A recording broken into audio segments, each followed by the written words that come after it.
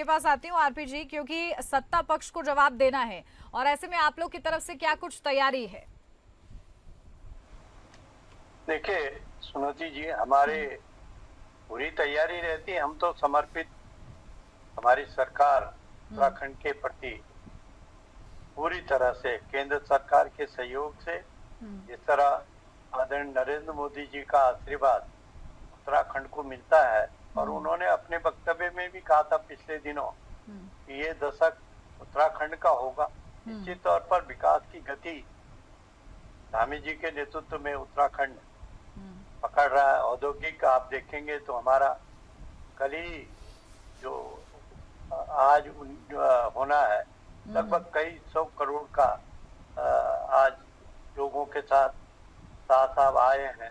तो उद्योगपति यहाँ आकर्षित हो रहे हैं, उत्तराखंड में इन्वेस्ट करना चाह रहे हैं, चाहे वो पर्यावरण के क्षेत्र में हो, चाहे पर्यटन के क्षेत्र में हो, स्वास्थ्य के क्षेत्र में हो। हमारे यहाँ धामी जी का जो कार्य क्षमता है, कार्यशैली है, उससे लोग पूरे हिंदुस्तान नहीं बल्कि विदेशों से भी लोग उत्तराखंड की तरफ आकर के आकर्षित हो रहे हैं, वो यहाँ इन्वेस्ट करना चाह रहे हैं। तो हमारी तैयारी है, जिस तरह से आपने देखा होगा कि हमारी 4 धाम यात्रा सुचारू रूप से बिल्कुल तैयारी के साथ है। हमारे चाहे वो आपदा प्रबंधन है, पूरी तरह से सजग है।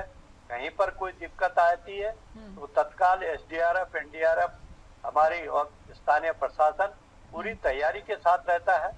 और विपक्ष का तो काम है, उनका धर्म है कि प्रश्न खड़ा करना उनका कर्तव्य है, करना भी चाहिए।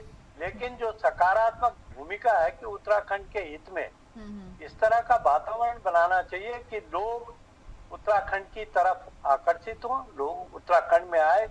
जैसे 4 धाम पर प्रश्न खड़े करने से हमारी जो इकोनॉमी की रीढ़ की हड्डी है उस पर फर्क पड़ता है। तो केवल विपक्ष इसलिए कि हम विपक्ष हैं, विरोध करें, तो सकारात्मक विपक्ष की भूमिका होनी चाहिए।